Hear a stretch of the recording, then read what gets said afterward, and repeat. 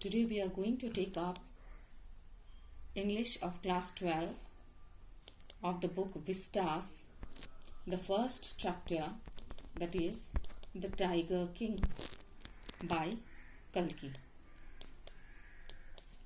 First let us look at who the author was. This is the picture of the author Kalki. His full name is Ramaswamy Krishnamurthy and his pen name is Kalki. He was an Indian writer, journalist, poet, critic and an Indian independence activist. That means he was a freedom fighter. He took up the name of Kalki after the 10th and the last avatar of Lord Vishnu. We know Lord Vishnu came to earth in 10 different forms, and the 10th form was that of Kalki. And Ramaswamy Krishnamurthy has taken up Kalki as his pen name. Now, before we take up the story, let us look at the main characters in the story. The first is Maharaja of Pratibandhapuram, Jilani Jung Bahadur. Second, his astrologer. The third main character is the Diwan, the king's Diwan. Then we have a British officer also in this story. Now let us look at the important points in the story. The first point. The Maharaja of Pratibandhapuram is born, and an astrologer is called by his father to predict the future of the young prince. The astrologer predicts that he will die. The 3-day-old infant speaks out and asks the astrologer that what sort of a prediction is this? Everybody knows that everybody is going to die one day.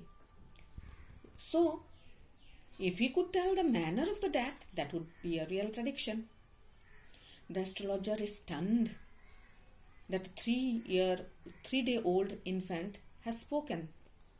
But somehow he overcomes his amazement and surprise and predicts that the death of the young prince would come because of a tiger. The infant speaks up and says, "Tigers, beware."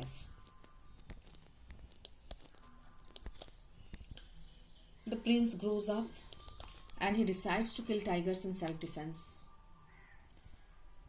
He kills the first tiger and he's delighted, and he calls the astrologer to see the dead tiger. The astrologer smiles and tells the young king that he may kill 99 tigers, but he must be careful about the 100th tiger, because as per his prediction, a tiger will be the cause of his death. So he may kill 99 tigers, but the 100th tiger may be the cause of his death. The Maharaja vows that he would attend to all other matters only after killing 100 tigers. Now, the killing of the tigers begins, and the king announces that tiger killing for all others is banned. One day, a high-ranking British officer visits Pratibandhapuram.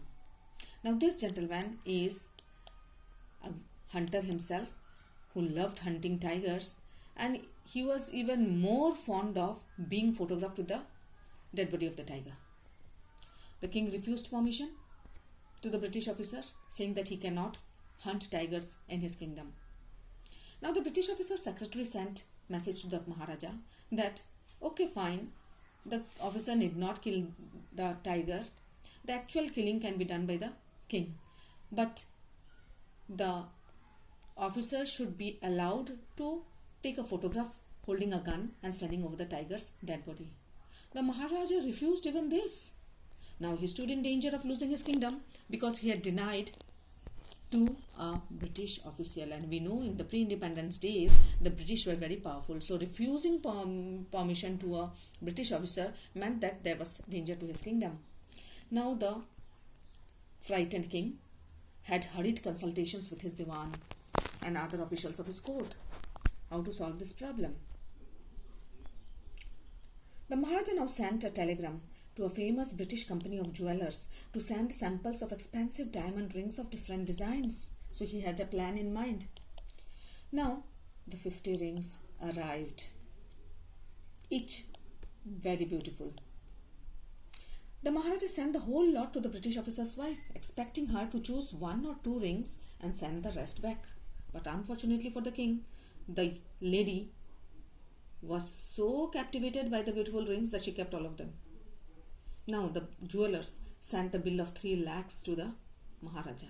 The Maharaja was shocked, but yet happy that he could retain his kingdom, although he had to pay a heavy price for that.